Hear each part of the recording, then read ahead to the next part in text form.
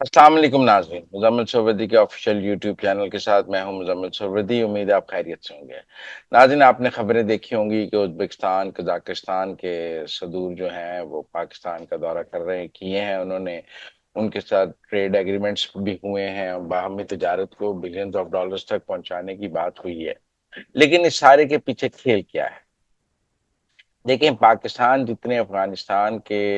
इर्द गिर्द के ममालिक हैं उनके साथ बात कर रहा है कि अफगानिस्तान को राह रास्त पे लाने के लिए एक वसी तर इत्तेहाद अफगानिस्तान के खिलाफ उसके हमसायों का बनाया जाए। ये जो पाकिस्तान को अफगानिस्तान से दहशतगर्दी का सामना है, इसको रोकने के लिए, अफगानिस्तान पर दबाव बढ़ाने के लिए पाकिस्तान अफगानिस्तान के तमाम हमसायों को एक प्लेटफॉर्म पे इकट्ठा करने की बात कर रहा है। अब सेंट्रल एशियन स्टेट्स को भी ये बताया जा रहा है कि अगर आपने तजारत बढ़ानी है, आपने समुद्र तक पहुंचना है, आपका माल इधर से समुद्र तक पहुंच सकता है, वो भी लैंड लॉक्ड कंट्रीज हैं, तो ये रास्ता आपको तभी मिल सकता है जब अफगानिस्तान में अमन हो, जब अफगानिस्तान से पाकिस्तान में दहशतगर्दी ना हो, जब ट्रेड के रास्ते खुल सके। दहशतगर्दी और तजारत इकट्ठे नहीं चल सकते। लिहाजा आप अगर तजारत चाहते हैं और ये चाहते हैं कि ये रास्ते सेंट्रल एशियन स्टेट्स के समुंदर तक और पाकिस्तान तक खुलें और आगे तक खुलें, उसके लिए खत्ते में अमन होना बहुत जरूरी है और दहशतगर्दी का खात्मा बहुत जरूरी है। और एक ये है कि जी जितने अफगानिस्तान के हमसाए हैं उनमें ईरान है, चाइना है, सेंट्रल एशियन स्टेट्स हैं, इन सब को मिलकर एक अफगानिस्तान के ऊपर दबाव डालने के लिए, क्योंकि अफगानिस्तान के इनसे भी इंटरेस्ट मौजूद हैं। दूसरा ये है कि पाकिस्तान को ये भी था कि जब अफगानिस्तान और पाकिस्तान के दरमियान तजारत बंद है,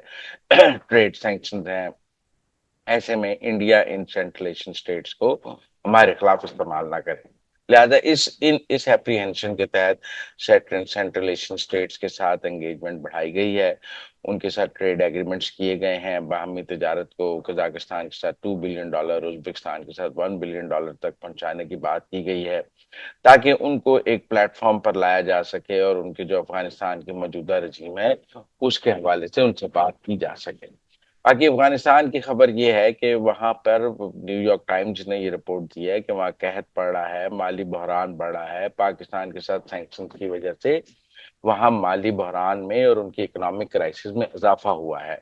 और जितना वो इंडिया पर बैंक कर रहे थे, वो उतनी रिलीफ उन्हें इंडिया से नहीं मिल सकी है। उनका ताजर भी परेशान है, उनका आम जो हल उगाने वाला है सब वो परेशान है, किसान परेशान है, क्योंकि सारी तिजारत तो पाकिस्तान के साथ थी। और वहां भी अंदर अफगानिस्तान पर दबाव बढ़ रहा है। लेकिन टीटीपी के सरबराह नूर वली महसूद की बीवी के इंतकाल की खबर भी आई है और उनका नमाज जनाजा भी काबुल में हुआ है। और कहा जा रहा है कि अफगानिस्तान जो हुकूमत है उसके बड़े लोगों ने उसमें शिरकत की है और उनकी तदफीन भी काबुल में की गई है। तो एक तरफ नूर वली मसूद की अफगानिस्तान काबुल में प्रेजेंस, उनकी बीवी की का वहाँ जनाजा, दूसरी तरफ पाकिस्तान का सेंट्रल एशियन स्टेट से एंगेजमेंट, और उसके साथ साथ इस सारे को देखना पड़ेगा कि अफगानिस्तान की जो मौजूदा रजीम है कब तक टीटीपी और बीएलए को एक साथ रख। वैसे तो सरफराज बुगटी और मैं अनवार काकड़ साहब भी यूरोप के दौरे पे जा रहे हैं, ताकि ये जो बलूचिस्तान में दहशतगर्दों की जानिब से आम शहरियों का कत्लेआम है, ये इंसानी हकूक की वहाँ यूरोप की तंजीमों को बताया जा सके। मैंने देखा है बहुत सारे बलोच अकाउंट्स जो हैं वो सरफराज बुगटी और अनवार काकड़ के इस दौरे के हवाले से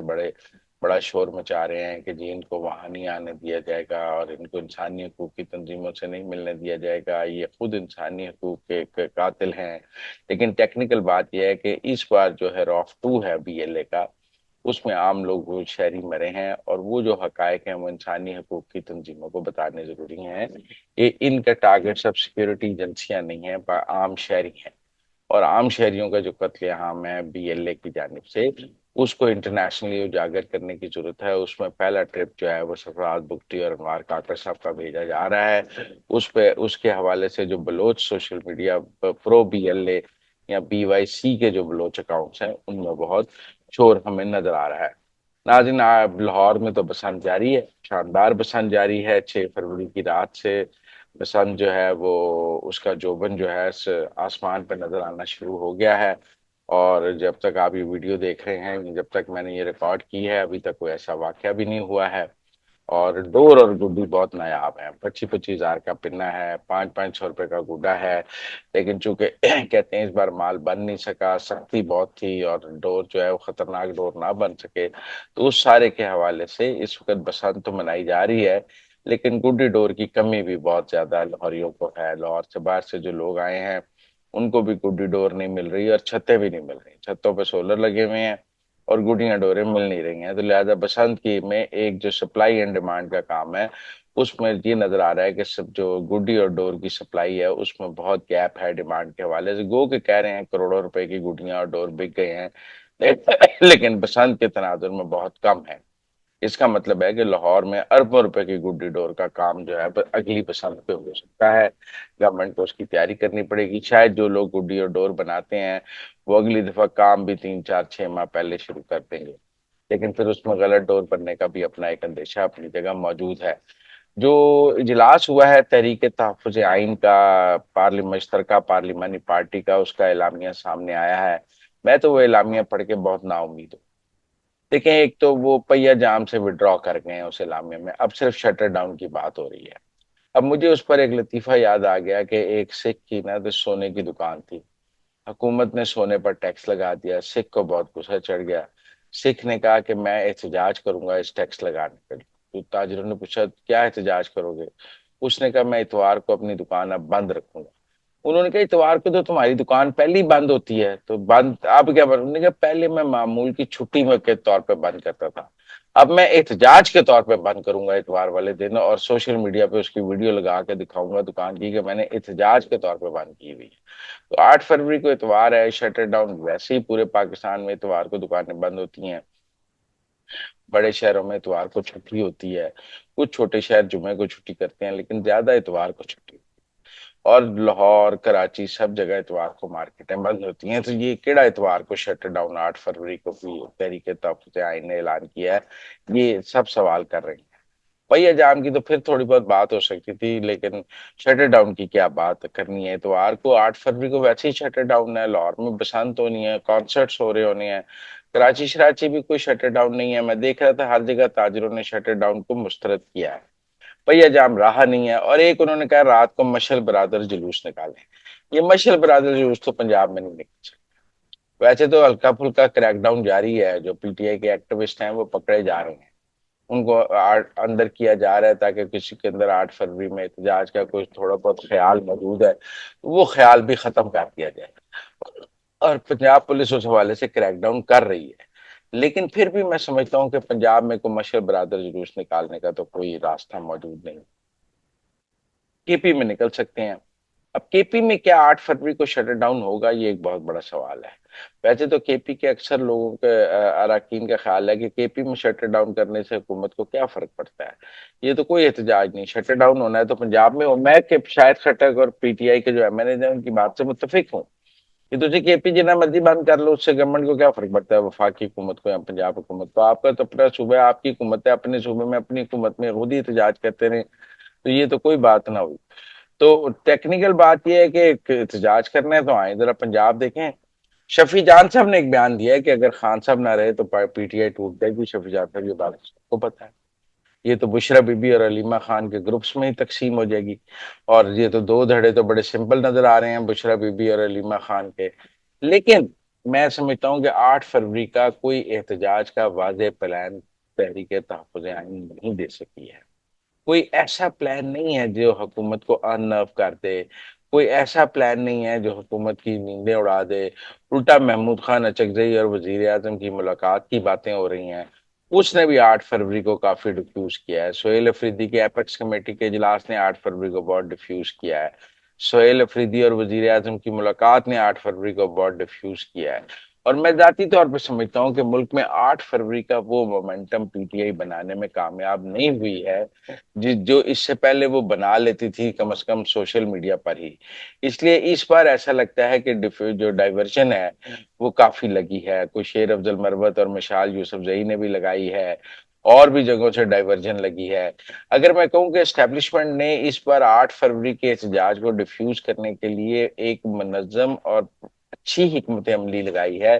تو یہ غلط بات نہیں ہوگی، کیونکہ اس کے نتیجے میں ہمیں یہ نظر آ رہا ہے کہ پاکستان میں 8 فروری کا کوئی ماحول نہیں بن پایا ہے۔ ایک تو پی ٹی آئی نے خود بھی اس ماحول کو بنانے کی شاید کوشش نہیں کی، اور اس میں بھی اسٹیبلشمنٹ کا کمال ہے کہ اسٹیبلشمنٹ نے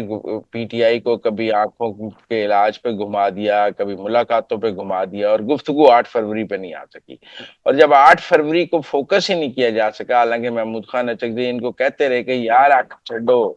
علاج چھڈو، 8 فروری پہ آؤ، لیکن 8 فروری نہیں آ سکی۔ اور سب سے بڑا ترک کا پتہ تو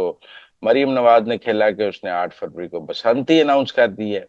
اب میرا مطلب ہے بسنت منائی جائے گی یا احتجاج ہوگا، لوگوں کو سمجھ نہیں آنی۔ مجھے لگتا ہے بسنت کا جو رنگ ہے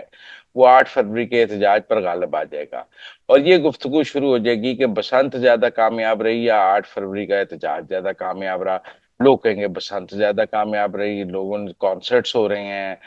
چھتوں پہ رش ہے، لوگ ویسے ہی چھتوں پہ چڑھے ہوں گے، چھٹی ہوگی،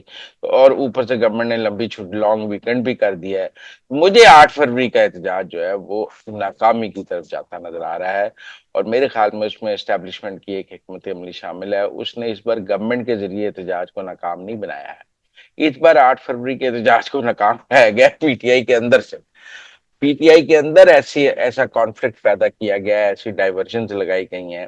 کہ 8 فروری کا احتجاج خود ہی ناکام ہو جائے، اور اس میں پی ٹی آئی کی حکومت کو ذمہ دار نہیں ٹھہرا سکتی۔ اب ان کے اپنے اندر کی جو لڑائیاں ہیں، گروپ بندیاں ہیں، اختلاف رائے ہے، وہ دور ہی نہیں کر سکے۔ اس کی وجہ بیرسٹر گوہر کی ایک کمزور قیادت ہے، سلمان اکرم راجہ کی متنازع قیادت ہے، بشرا بی پی اور علیمہ خان گروپس کی آپس کی لڑائی ہے، علیمہ خان کا ایک غیر سیاسی رویہ ہے کہ انہوں نے ایک پارٹی پر قبضہ تو کر لیا ہے، لیکن ان کا رویہ بہت غیر سیاسی ہے، اور وہ ایک جاگیردارانہ رویہ ہے، وہ کسی کے ساتھ تمیز سے بات کرتی نہیں ہے، وہ سیاسی لوگوں کو ساتھ لے کر چل نہیں سکتی، باکسی ایٹیٹیوڈ ہے ان کا جو لوگوں کو قبول نہیں ہے۔ تو بہت ساری ناکامی کی وجوہات ہیں، اور میں سمجھتا ہوں ان وجوہات میں علیمہ خان بھی ایک بڑی وجہ ہے 8 فروری کی ناکامی کی۔ بہرحال آگے دیکھتے ہیں ہوتا کیا ہے۔ آج کے لیے اتنا ہی، اجازت دیجیے، اللہ حافظ۔